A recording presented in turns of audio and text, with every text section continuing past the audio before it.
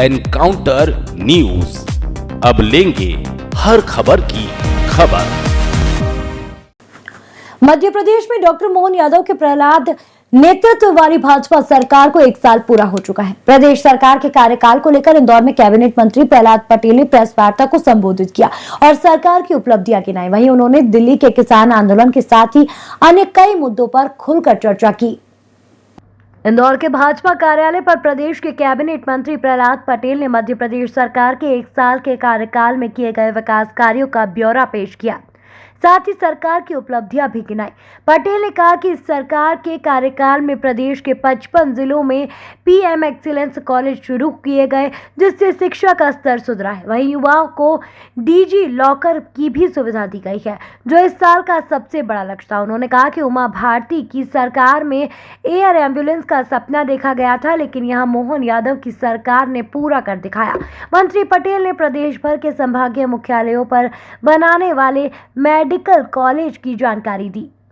केंद्र सरकार की अधिकतम योजनाओं को पूरा करने में मध्य प्रदेश नंबर 1 पर है। वहीं उन्होंने कहा कि मध्य प्रदेश में 3700 तेंदुए हैं। अब हम टाइगर चीता तेंदुआ स्टेट का दर्जा हासिल कर चुके हैं, जिसको बढ़ाकर 50 लाख करने का संकल्प है। शासकीय सेवाओं में महिलाओं को 35% के आरक्षण का फैसला इसी वर्ष का फैसला है। लाडली बहना योजना में 1.29 करोड़ बहनों को 29,212 करोड़ रुपए अभी तक उनके खातों में जा चुके हैं। 26 लाख बहनों को जो क्योंकि उनके परिवार में है, उनको 450 रुपए वाला सिलेंडर उपलब्ध कराया है, जिसमें लगभग 715 करोड़ रुपया मध्य प्रदेश सरकार ने दिया है। महिला उद्यमी प्रोत्साहन योजना MSME में 450 यूनिट्स को 275 करोड़ का ऋण महिला समूह उद्यमियों को दिया गया है।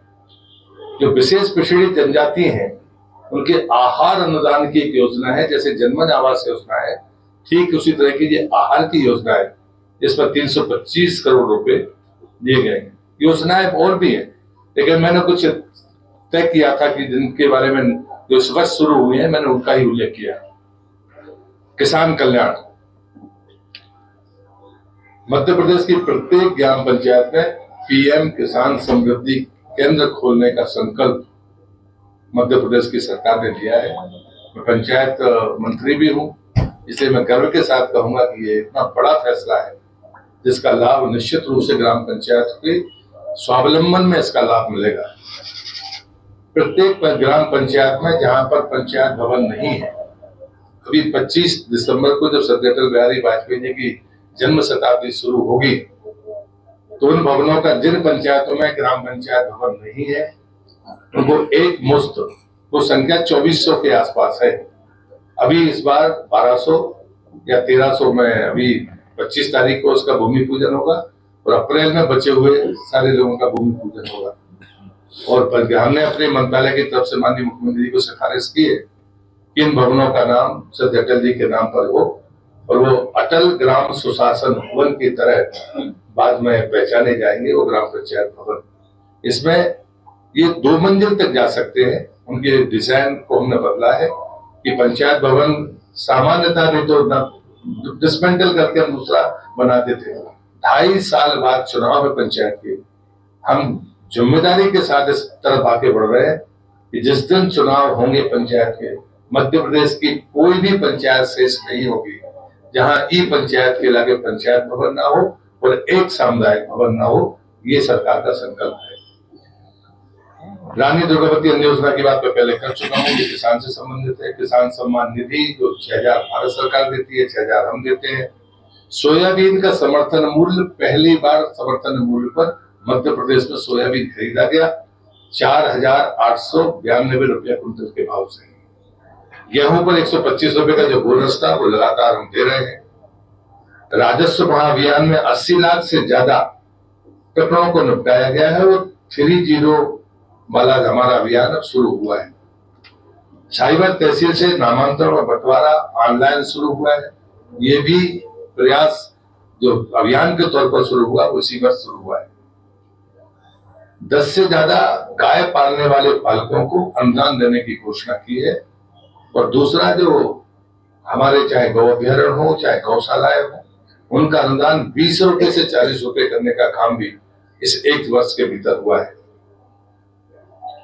40 किलोमीटर और 50 किलोमीटर के बीच में एक पशु एम्बुलेंस होगी, जो अगर कोई घायल हो जाए या मृत हो जाए तो उसको उठाकर ठीक स्थान पर उसको पहुंचाया जा सके। पहला पशु एम्बुलेंस मैंने दमोह में प्रारंभ की थी आज से 8 साल पहले। किसानों के मुद्दे पर किए गए सवाल पर उन्होंने कहा कि भारत में और मध्य प्रदेश में किसानों को जो भी मिला है वह भाजपा की सरकार में ही मिला है। किसानों को मिलने वाली एमएसपी के सवाल पर कहा कि एमएसपी अकाउंट करने का तरीका कैसे हो सकता है। किसान के नाम पर एमएसपी देना केंद्र सरकार की एक शुरुआत है। पिछले दिनों प्रदेश के 2 मंत्रियों द्वारा खर्चों पर उठाए गए सवाल पर उन्होंने कहा कि जब भी कैबिनेट में कोई व्यक्ति मामला आते हैं तो हमारा विचार विमर्श होता है। कैबिनेट और काम के बीच में कोई विवाद नहीं है।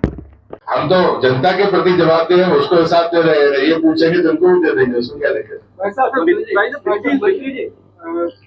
आपने अभी बताया कि हम किसानों के लिए इतनी बातें कर रहे हैं, पर अगर एमएसपी गारंटी कानून वो मांग रहे हैं तो उसको देने में क्या दिक्कत आए?